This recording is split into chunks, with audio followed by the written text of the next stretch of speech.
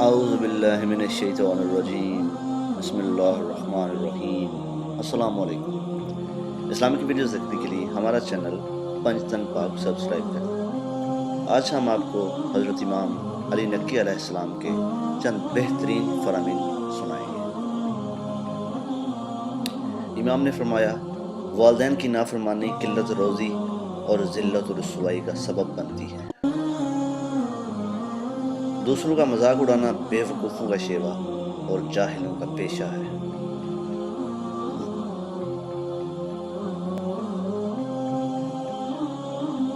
تقدیر تم کو وہ کچھ دکھاتی ہے جو تم نے کبھی سوچا بھی نہیں ہوتا۔